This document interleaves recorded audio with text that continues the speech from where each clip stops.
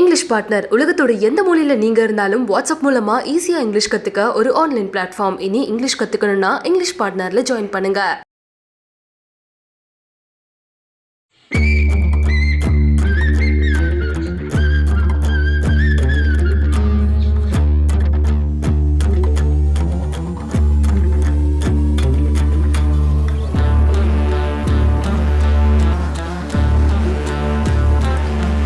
காவலை தாண்டி வேட்டைக்காரங்க.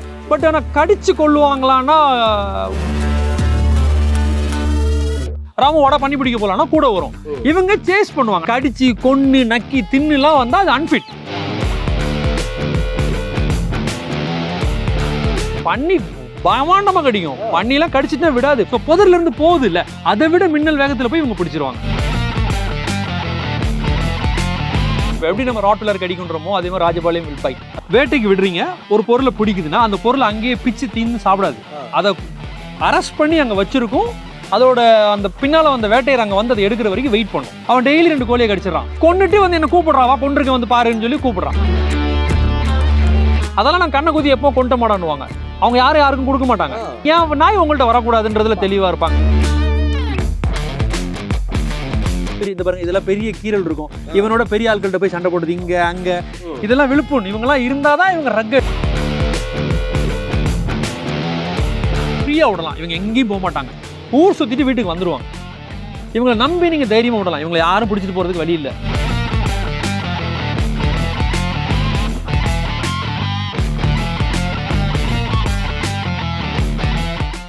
ஸோ எப்பவுமே வேட்டை நாய்கள்னு சொல்லும் போது அதோட குணாதிசயங்கள் என்ன, வெளியிலேருந்து பார்க்கும்போது ஐயோ வேட்டை நாயா, இது கிட்ட போனாவே கடிச்சிரும்ப்பா, கிட்ட போனாவே கடிச்சு குதறிட்டு தான் அடுத்த வேலையை பார்க்கும். இப்படி ஒரு பின்பம் தான் இருக்குது. இது எவ்வளோ ஃப்ரெண்ட்லி ஆக்சுவலாக வேட்டை நாய்? நம்ம இந்தியன் இண்டி பிரீட்னு சொல்கிறோம்ல, மாங்கிரல்ஸ், அதை விட இவங்க ஃப்ரெண்ட்லி தான். ஏன்னா இவங்க காவலை தாண்டி வேட்டைக்காரங்க. சரி, இவங்க வேட்டைக்காரங்க. இவங்க பேக்காக இருக்கிறதுக்கு ஒத்துப்பாங்க. ஸோ ஒரு 10 நாய் ஒன்றா வச்சுக்க முடியும் இவங்களை. இப்போ நீங்கள் ஒரு நாட்டு நாயோ இல்லை வேறு ஏதோ ஒரு பிரீட் ஸ்டாண்டர்ட் உள்ள டாக்ஸோ மொத்தமாக வச்சுக்க முடியாது. பட் இவங்களை பொறுத்தல டூ மெனி மேல்ஸ் ஒன்றா வச்சுக்க முடியும், டூ மெனி ஃபீமேல்ஸ் ஒன்றா வச்சுக்க முடியும். இப்போ நீங்கள் வேட்டைக்கு போகிறீங்க, நான் ராமு எடுத்துகிட்டு போகிறேன்டான்னு வாங்க, போயிட்டு வாடான்னா அது உங்க கூட வரும். இப்போ நம்ம சாதாரண ஒரு நம்ம ரோடு நாயெல்லாம் அப்படிலாம் வேற யாரும் தொட்ட முடியாது இல்லையா? இவங்களுக்கு அந்த வேட்டை இன்ஸ்டிங் இருக்கிறதுனால நம்ம வேட்டைக்கு போகிறோன்றது போகும். அதுக்காக அவனுக்கு உயிரை விட்டுரும். இப்போ நான் இருக்கும்போது அவன் சொல்லப்படி கேட்காது. பட் நான் இல்லைன்னா இப்போ உங்கள்கிட்ட என் பிள்ளையை கொடுத்து விடலாம். இப்போ ராமு என்னோட பையன், சோமு என் பையன், 2 பேரும் கூட்டு போயிட்டு வாங்கன்னா உங்களோட வேட்டைக்கு வருவாங்க. இவங்க சந்தோஷமா வருவாங்க, உங்க கூட ஜாலியா இருப்பாங்க, அந்த மாதிரிலாம் இருப்பாங்க. பட் அதோட டெரிட்டோரியல்ல, அதோட ஏரியாவுக்குள்ள வரும்போது யாரையும் உள்ள அலோவ் பண்ண மாட்டாங்க. பட் ஆனால் கடிச்சு கொள்ளுவாங்களான்னா உண்மையை சொன்னா அப்படிலாம் கடிக்கிற ஆட்கள் எல்லாம் மிரட்டி நிறுத்திடுவாங்க. இவங்க கடிக்க வேண்டிய அவசியமே இல்லை. இவங்க பார்வையிலே பயப்படுவாங்க. இதுவே நம்ம நார்மலாக செல்லமா வீட்டில் வளர்க்கணும், அதுக்கு தான் டக்குன்னு கடிச்சிடும். 100% கடிச்சிடும். இப்போ நீங்க தெருநாயே வீட்டில் கட்டி போட்டு வளர்த்தீங்கன்னா கன்ஃபார்மாக கடிச்சிடும். அது இன்னும் அக்ரெசிவ்னஸ் ஜாஸ்தியா இருக்கும். இவங்க என்ன சொல்றது, ரொம்ப கம்ஃபர்டபுளான டாக்ஸ். என்னை பொறுத்தவரையில இதெல்லாம் வளர்த்துட்டு வேற நாய் வளர்க்க மாட்டோம். இப்போ மாமன்னன் படத்தில் கூட பார்த்தீங்கன்னா நிறைய வேட்டை நாய்களை வச்சு ஒரு பண்ணையே காலி பண்ணுற மாதிரி ஒரு சீன் அமைச்சிருக்காங்க. இப்போ எங்களுக்கு பார்க்கும்போது என்னன்னா, இப்போ இவ்வளோ பன்னிகள் இருக்கு, உண்மையிலே நாய்க்கு போய் இது எல்லாத்தையும் இது மாதிரி வேட்டையாட முடியுமா? பயங்கரமாக கடிச்சு கொதறி இதெல்லாம் பண்ணிட்டு அப்படி அந்த ஃப்ளஷ் அப்படி லக்கிட்டு அப்படி போக முடியுமா? இதுங்க பன்னி வேட்டைக்கு யூஸ் பண்ண முடியும். இப்போ நான் வளர்க்குறேன், என் நாயை வச்சு ஏன் பண்ணியை நான் பிடிக்கிறதுக்கு தான் அதை யூஸ் பண்ணுவேன். ஏன் நாயை வச்சு உங்கள் வீட்டு பண்ணியை நான் அடிச்சா நீங்கள் என்ன வெட்டுவீங்க. ஸோ அது பாசிபிலிட்டிஸே கிடையாது. பண்ணியை வேற யாரும் கொல்ல மாட்டாங்க. நான் தான் போய் பிடிக்கணும். எப்படி போய் பிடிப்பேன்? 5 கிலோமீட்டருக்கு சுற்றி ஓடும். அப்போ என் வீட்டு நாயை எடுத்துகிட்டு போவேன். ராமு வடை பண்ணி பிடிக்க போகலான்னா கூட வரும். இவங்க சேஸ் பண்ணுவாங்க. நம்ம என்ன பண்ணுவோம்னா அதை கார்னர் பண்ணி அங்கே ஒரு வலை வச்சுப்போம். அந்த வலையில அவங்க ட்ராப் பண்ணுவோம் இல்லையா, ட்ராப்புக்கு இவங்க ஹெல்ப் பண்ணுவாங்க. இல்லைன்னா கூட இவங்க பிடிச்சி அமைக்கிடுவாங்க. அமைக்கிறா நம்ம போயிட்டு ஆமாம் கடிச்சு கொன்னு நக்கி தின்னுலாம் வந்தால் அது அன்ஃபிட். நான் முதல்ல சொன்னல, இவங்க வேட்டைக்காரங்க. இவங்க கடிச்சு கொன்னு போட்டுட்டு வெயிட் பண்ணுவாங்க நீங்கள் ஃப்ளஷ் தர்றதுக்காக. அப்படித்தான் நாங்கள் பழக்கணும். இவங்களே அடிச்சு தின்னாங்கன்னா அப்புறம் பண்ணியே இல்லாமல் போயிடுமே. அப்படி ஒரு விஷயமே எங்கேயுமே இருக்காது. பண்ணியோட ஸ்பீட்ஸுக்கு இவங்க கொஞ்சம் பண்ணி திரும்ப கடிக்கும். பண்ணி பயமாண்டமா கடிக்கும். பண்ணிலாம் கடிச்சிட்டா விடாது. வீட்டுல வளர்க்கலாம். டாமினன்ட் மேல இருந்தா, குட்டி போட்டிருந்த பண்ணியா இருந்தா கன்ஃபார்மா கடிக்கும். நீங்க கேள்விப்பட்டது இல்லையா? இவங்க பாட்டிக்கு வெளியில போயிருக்கிறவங்க நாரல் போறதுக்கு காலையில் கடன் போயிருப்பாங்க, பட்டக்ஸோட கடிச்சிருச்சு அப்படிலாம் கிராமங்களில் நீங்க கேள்விப்படலாம். இப்போ பண்ணியை பிடிப்பான்னு சொல்லுவாங்க. அதெல்லாம் இட்ஸ் காமன். ஏன்னா அவங்களுக்கு அந்த குட்டி போட்டிருக்கும் போது அந்த மதர் இன்ஸ்டிங் வந்துடும். மதர் இன்ஸ்டிங் வந்தால் இவங்களால ஒன்றுமே பண்ண முடியாது. துரத்தி அடிக்கும். இவங்க பேக்கா 4-5 டாக் போகும்போது அதுவும் எவ்வளோ நேரம் சண்டை போடும், டயர்டாகி அதுக்கப்புறம் இவங்க தூக்கலாம். பண்ணியை எல்லா வேட்டனாயும் கடிக்காது. பண்ணியை கடிக்கிறதுக்கு வேட்டனாய் ஷுட் பி ப்ராக்டிஸ். இப்போ நான் சொன்னேன் இல்லையா, அந்த பண்ணி பிடிக்கிறதுக்கு நம்ம வைல்ட் போர்ஸ் எல்லாம் பற்றி பேசணும்ல, இவன் தான் fit and off for wild boar. பண்ணி பிடிக்கிறதுக்கெல்லாம் இவ்வளோ ரிப்கேஜ், அதாவது இந்த இடத்த பார்த்தீங்கன்னா இவ்வளோ பெருசு இருக்கும், காலோட திக்னஸ் பாருங்கள், தை மசில் பாருங்கள், இவங்க தான் முடியும். நம்ம அவன் கில்லி மாதிரி ஆட்களில் வந்து வைல்ட் போரோட சண்டை போட முடியுமானா லாங் நெக் இருக்கும், ரொம்ப அழகாக இருப்பாங்க, பட் அவங்களால சண்டை போடுற அளவுக்கு முடியும், பட் ஈஸியாக அடி வாங்கிடுவாங்க. இவங்க தான் ரொம்ப நேரம் நின்று சண்டை போடுவாங்க.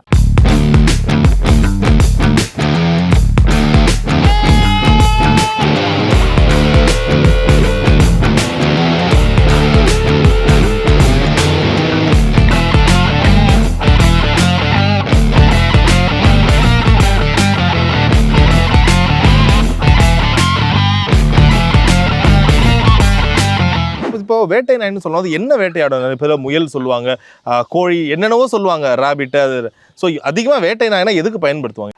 இவங்க கண் பார்வையில் வேலை செய்யக்கூடியவங்க. இவங்க இந்த இந்தியன் பிரீட்ஸ், இந்தியன் இருக்காங்க இல்லையா, என்னடா இவங்கெல்லாம் வந்து கண் பார்வையில் வேலை செய்கிறவங்க.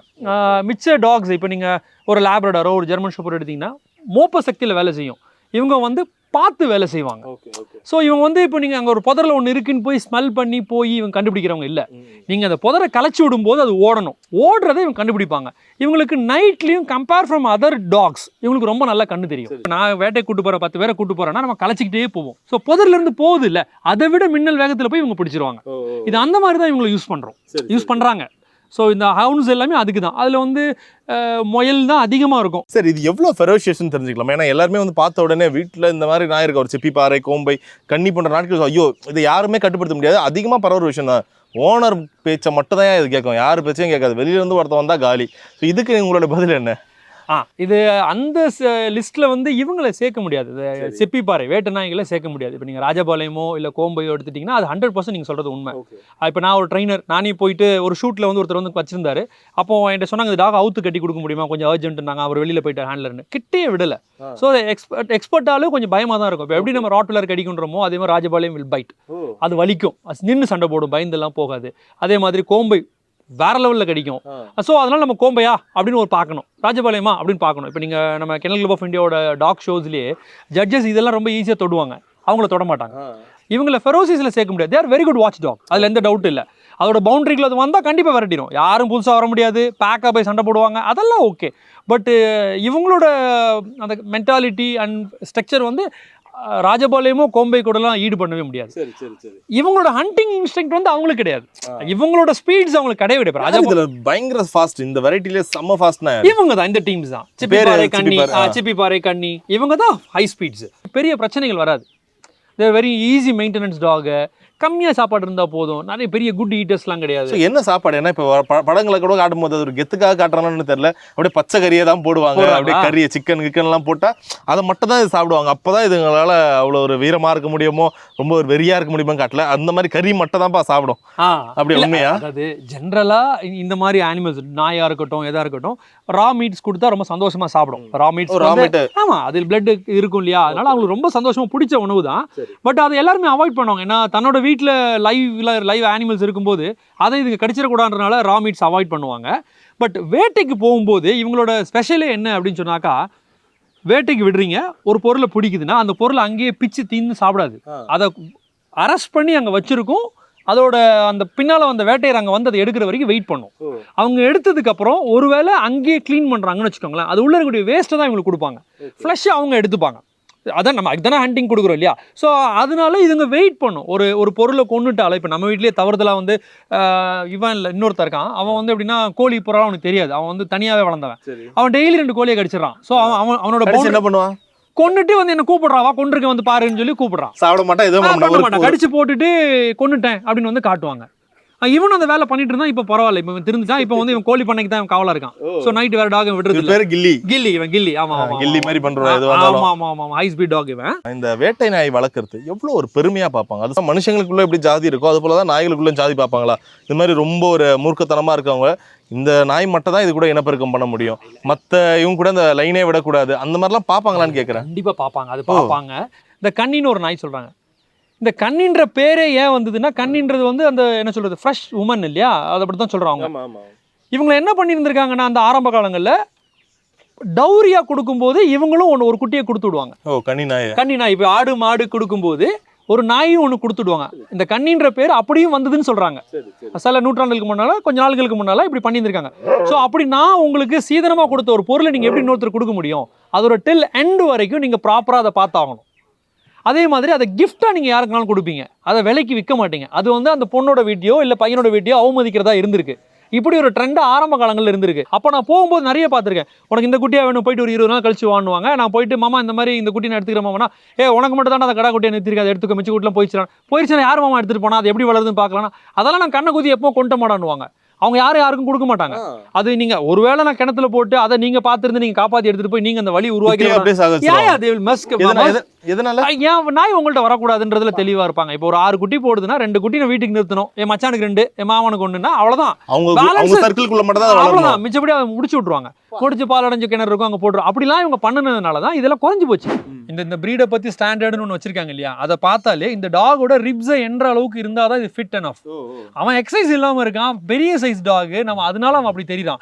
இவ்வளோ இருக்கணும், இவன் போய் தக்கத்தக்கன்னுலாம் இருக்கணும்னு அவசியம் இல்லை. டெய்லி சண்டை போடணும், வேட்டைக்கு போகணும். இவனெல்லாம் பார்த்தீங்கன்னா உடம்புல பெரிய இந்த பாருங்க, இதெல்லாம் பெரிய கீரல் இருக்கும். இவனோட பெரிய ஆட்கள்கிட்ட போய் சண்டை போடுறது இங்கே அங்கே, இதெல்லாம் விழுப்புண். இவங்கெல்லாம் இருந்தால் தான் இவங்க ரக்கட். இவங்க நம்ம டாக், இவங்க வந்து அப்படி ஷைனிங்காக அப்படி ஷாம்பு போட்டு குளிப்பாடுற புசு நாய் கிடையாது இல்லையா. அந்த ஃபீமேல் டாக்ஸ் எல்லாம் பார்த்தீங்கன்னா டூ மெனி ஸ்கிராச்சஸ் இருக்கும். என்னங்க இப்படி ஸ்கிராச்சஸ் இருக்கு, அடிப்பாங்களாம்? அடிக்கிறதுலாம் இல்லை. இவங்க முள்ளுக்குள்ளேயும் புதருக்குள்ளேயும் போகும்போது, வேட்டைக்கு போகும்போது அடிபடுறது தான், அது சண்டையில் கிளியறது தான். அதனால இதெல்லாம் இருந்தால் தான் இவங்களோட அழகு. ஸோ இந்த எலும்பு இருக்கிறதெல்லாம் நம்ம சாப்பாடு போடலாம்லாம் இல்லை. இவங்களாம் நல்லா கம்ஃபர்டபுளாக இருக்காங்க. இவங்க இப்படி தான் இருக்கணும். இந்த வயிறு டக்கப்புக்காக தான் நான் இவனே எடுத்தேன். ஆமாம், இது பேர் குத்துக்காதுன்னு சொல்லுவாங்க. இவர் வந்து ஸ்பெஷல் இன் ஹண்டிங்கில் நீ ஹண்ட்னு சொல்லுவாங்க.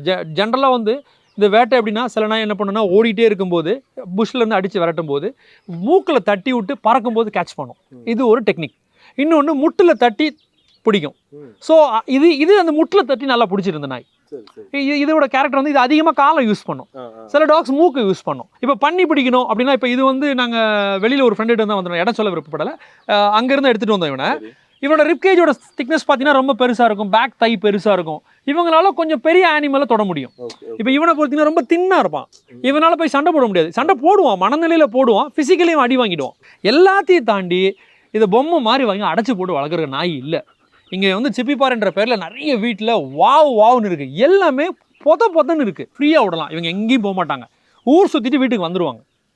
இவங்களை நம்பி நீங்கள் தைரியமாக விடலாம். இவங்களை யாரும் பிடிச்சிட்டு போகிறதுக்கு வழி இல்லை. இவ்வளோ பெரிய டாக் பயப்படுவாங்க. கிராமங்களில் மேபி இப்போ இந்த நாய் பயங்கரமான வேட்டைக்காரன்னா அவங்களுக்கு தெரியும். இங்கே லைனேஜ் பிளட் லைன் எப்படி பிடிப்பாங்க வந்துடும். அது சில அந்த அந்த ப்ரொஃபஷனல் வேட்டை பண்ணுற நாய்ங்க ரெகுலராக வேட்டைக்கு வேட்டைக்கு போகலாமான்ற ஐடியா கூட வரும். அந்த மாதிரி என்ஜாய்மெண்ட் தானே. இப்போ அது எப்படின்னாக்கா, இப்போ நான் ஒரு வேட்டைக்காரன், என் நாயை நான் மட்டுமே கூட்டு போயிட்டு இருக்கேன், சின்னதுலேருந்து வேறு யார்ட்டையும் கொடுக்கலன்னா பரவாயில்ல. நான் முதல்ல சொன்ன பாருங்க, இது யார் கூடனாலும் வேலை செய்யணும்னு சொன்னேன் இல்லையா, அந்த மாதிரி பழக்கி இருந்தாங்கன்னு சொன்னாக்கா இதை ஏமாற்றி கூட்டு போயிட முடியும். அதனால தான் இந்த டாக்ஸ் நிறைய தொலையும். இந்த நாயை நிறைய காணோம், எங்கேயாவது இருக்கா என்னன்னு அனலைஸ் பண்ணிவிடும். தப்பான இடத்துக்கு வந்துட்டு நம்ம வீட்டுக்கு போகணுன்ட்டு அவன் விட்டால் தானே அது வீட்டுக்கு திரும்பி வரும். அங்கே கட்டி போட்டாருன்னா அவரால் வர முடியாது இல்லையா. இப்போ ஃபஸ்ட்டு அந்த ஸ்பிரிட்டில் வந்து நம்ம வேட்டைக்கு போகிறோம் அப்படின்னு ஒரு 2 நாய் இருக்கு கூட போகலாமான்னா போயிடும். இப்போ படங்களை பார்க்கும்போது அது வந்து ஒரு மூர்க்கத்தனத்தை காட்டுறதுக்காக தான் தெரில, ரொம்ப ஈஸியாக நாய்களை அடித்து கொள்றதும் நாய்களை சுட்டு சாவடிக்கிறதும் இவனால நடக்குமா? ஒரு ஆள் ரொம்ப வெறியோடு இருக்கும். காலமாக தமிழ் சினிமாவில் எப்படி காட்டுவாங்கன்னா, வில்லன்கள்லாம் அதோட ரேஸில் தோத்த நாய்களை ரட்சகள்லேருந்து இதை பார்த்துட்டு இருக்கோம். ரேஸில் தோத்த நாயை டக்குன்னு சுட்டுருவாங்க, அடிப்பாங்க, அது மாதிரி பண்ணுவாங்களா? வேட்டை தான் என் வாழ்க்கைன்னு இருக்கிறவங்க இருக்காங்க. அந்த வேட்டை சரியாக ஆடலைன்னா திருப்பி சொல்லிக் கொடுக்க முடியும். ஸோ அதனால அது பாசிபிலிட்டிஸ் இருக்குது. அங்கே கொல்றதுக்குலாம் வேலையே இல்லை. மனசு வருமா? இப்போ ஏன்னா பிள்ளைன்னு சொல்லுவாங்க, பிள்ளை மாதிரி பார்ப்பாங்களே, அது கேட்குறேன். ஆமாம், எனக்குலாம் கொடுக்குறதுக்கே மனசு வருது இல்லை. பட் சிலர் வியாபார ரீதியாக பார்க்கும்போது பண்ணுவாங்க. பட் கொல்றதுன்றதெல்லாம் யாருமே பண்ண மாட்டாங்கங்க. இப்போ என்ன சொல்கிறது, இவ்வளோ பெரிய அனிமலை இன்னைக்கு வரைக்கும் அதோட மோஷன் அள்ளிட்டு இருக்காங்கல்ல. ஸோ அவங்க எப்படி கொல்றதுக்கு வாய்ப்பே இல்லை, அது பண்ண மாட்டாங்க இல்லையா. குழந்தைய தாண்டி 11 வயசு நாய்க்குமே சாப்பாடு வச்சு டாய்லெட் அள்ளி அதெல்லாம் கக்கூஸ் கூட்டு போயிட்டு தானே வந்து விடுறாங்க. ஸோ அதனால் அந்த அன்பு இருக்கிறவங்க கொல்ற வேலைலாம் கன்ஃபார்மாக பண்ண மாட்டாங்க. மேபி எங்கே இரிட்டேட் ஆவாங்கன்னா, இப்போ ஒரு பண்ணையில் நான் ஒரு நாய் வளர்க்குறேன், ஒரு 30 கோழியை காலி பண்ணிடுச்சு, 40 கோழியை காலியே தூக்கி என்ன பண்ணிடா, யாராவது வேணா கொடுத்து விட்றானுவாங்க. அப்படி வாங்குறதுக்கு ஆள் இல்லை. இது என்ன பண்ணுறது, இதால் டெய்லி 100 உயிர் போகுதுன்றப்ப இந்த 1 உயிர் போனால் போதும். அந்த மாதிரி வேணால் நடந்திருக்கலாம் இல்லையோ. சுட்டு கொள்கிற அளவுக்குலாம் இங்கே பொட்டன்ஷியலான ஆள் யாருமே இல்லை. அண்டு அந்த மாதிரிலாம் யாருமே பண்ண மாட்டாங்க. வேணா என்ன கொண்டு கொடுத்துருவாங்க, இதான் எனக்கு தரமாட்டியான்னு கேட்குறதுக்கு அவ்வளோ பேர் இருக்காங்க. அந்த மாதிரி விஷயங்கள்லாம் நடக்கிறதுக்கு வாய்ப்பே இல்லை. ஆமாம், அது அந்த மாதிரிலாம் இல்லை. அண்டு ரேஸ் கல்ச்சர் நீங்கள் சொல்கிற அளவுக்கு நம்ம ரட்சகனில் பார்த்த மாதிரிலாம் அதில் சும்மா ஹைப்பு, அப்படி ஒரு ரேஸிங்கே கிடையாது. நான் சொல்ல மொத்தமே 9 ரேஸ் நடந்திருக்கு. ஒரு டீம் நடத்தியிருக்காங்க சவுத்தில், திருச்செந்தூர் தூத்துக்குடி பக்கத்தில். ஸோ அவங்கள தாண்டி வேறு யாரும் பண்ணலை. ஸோ அதனால் அப்படி ஒரு கல்ச்சர் இங்கே இல்லை. ஸோ இப்போ இந்த வேட்டை நாய் வளர்ப்பில், இப்போ இந்த ஒரு நாட்டு நாய் வளர்ப்பில் ஓகே, எல்லாமே ஒரு பாசத்தோட வளங்க. இதுக்கு ஒரு மாதிரி ரொம்ப ப்ரொஃபஷனலாக எடுத்துக்கிறீங்க, இல்லை இதுக்குள்ள அந்த கௌரவத்தை கொண்டுட்டு வரது? இப்போ வந்து நீங்க சொல்ற மாதிரி அவ்வளோ வெறி கொண்டுலாம் யாரும் இல்லை. சும்மா புலம்புறதுக்கு பேசுறவங்க இருப்பாங்க. ஏன்னா இந்தியன் பிரீட்ஸ் அழிஞ்சிட்டு வருதுன்றதுனால, நான் சொன்னல அந்த கண்ணு குத்துறது கை குத்துறது அந்த மேட்டர்னால தான் அழிஞ்சுது. இப்போ ஆஃப்டர் ஜல்லிக்கட்டு அப்படிலாம் ஒண்ணுமே இல்லை. எல்லாரும் கொடுத்து வாங்கிக்கிறோம். ஆனா நீங்க சொல்ற மாதிரி அரகன்சியா பாக்குறது தப்பு தான். அப்படி நீடே இல்லை, அப்படி பார்க்க வேண்டாம். ஓகே, ஃபைனலாக இந்த வீட்டில் வளர்க்கலாமே. இப்போ இந்த இன்டர்வியூ பார்த்துட்டு நிறைய பேருக்கு வந்து எனக்கும் வீட்டில் ஒரு சிப்பி பாறையோ இல்லை ஒரு கண்ணியோ வளர்க்கணும்னு ஆசையாக இருக்குது. வீட்டில் வளர்க்கலாமா? என்ன ஒரு ஃபெசிலிட்டி தேவை இதுக்கு? இல்லை, 100% வளர்க்கலாம். எனக்கு தெரிஞ்சு ரொம்ப சூப்பர். குழந்தைங்கிட்ட கூட ஃப்ரெண்ட்லி. ஐயோ, உயிரை விடும். அதெல்லாம் எந்த பிரச்சனையும் இல்லை. இவங்களால எந்த ப்ராப்ளம் வராது. ஆனா நீங்க தைரியமா சின்ன வயசுல இருந்தே ரோடியும் வீடியும் பழக்கணும். நீங்க வந்து ஐயோ நான் துட்டு கொடுத்து வாங்கிட்டு வந்துட்டேன்னு சொல்லி கொண்டு போய் வீட்டில் பெட்லேயே வச்சு அவங்கள பேம்பர் பண்ணி வெளியில் வந்து ஆக்சிடென்ட் ஆகிற மாதிரி வளர்க்கக்கூடாது. ஏன்னா இவங்க சாதாரணமாக மிச்ச நாயை விட இவங்க இப்போ என்னை கூப்பிடணும்னா ஊழ விட்டு கூப்பிடுவாங்க. அது உங்களுக்கு இரிட்டேட் ஆகும். ஊழ விட்டா வீட்டுக்கு ஆகாது நம்மகிட்ட ஒரு மித்து இருக்கு. ஸோ அதனால இவங்க என்ன பண்ணுவாங்கன்னா ஊழ விட்டு கூப்பிடுவாங்க. அப்போ இந்த மாதிரி டாக்ஸை ஃப்ரீயாக விட்டு நீங்கள் பழக்கிட்டீங்கன்னா கண்டிப்பாக தேவை. இந்த அப்பார்ட்மெண்ட்டுக்குள்ளெல்லாம் வளர்க்க முடியாது. இல்லை, ஓடுதோ இல்லையோ சார், அது ஒரு பெரிய லாங் வாக் போகும். பராரியாக போயிட்டு சந்தோஷமாக திரும்பி வரும், எங்கேயும் போகாது. ஸோ என் நாய் போகாதுன்ற தைரியம் உங்களுக்கு வேணும். இருக்கிறதுல ஈஸி மெயின்டெனன்ஸ், கொஞ்சம் போல சாப்பாடு இருந்தால் போதும். ஸ்கின்ல வந்து பெரிய பிரச்சனை வராது. அண்ட் வந்து ஹீட் ரெசிடென்ஸ், இது ரொம்ப நல்ல ஹீட். இந்தியன் ஹீட்டுக்கு எவ்வளோ இருந்தாலும் சென்னை ஹீட்டுக்குலாம் சூப்பராக தாங்கும். ஸோ ஹீட்னால வரக்கூடிய நிறைய மேஞ்சஸ் மைட்ஸ் எல்லாம் கண்ட்ரோலாக இருக்கும். Easy maintenance. ஸோ குளிப்பாட்ட நினைச்சாலும் இப்படின்றதுக்குள்ள குளிப்பாட்டி முடிச்சிடலாம், உடனே காஞ்சிரும். ஸோ அதனால இது ஒரு ரொம்ப ஈஸி மெயின்டெனன்ஸ் டாக். யாரையும் பெரிய பிரச்சனையும் பண்ணாது. ஸோ தாராளமாக இங்கே வளர்க்கலாம். நேரத்துக்கு மிக நன்றி. நன்றிங்க. தேங்க்யூ. இங்கிலீஷ் பார்ட்னர் உலகத்தோட எந்த மூலையில நீங்க இருந்தாலும் வாட்ஸ்அப் மூலமா ஈஸியா இங்கிலீஷ் கத்துக்க ஒரு ஆன்லைன் பிளாட்ஃபார்ம். இனி இங்கிலீஷ் கத்துக்கணும்னா இங்கிலீஷ் பார்ட்னர்ல ஜாயின் பண்ணுங்க.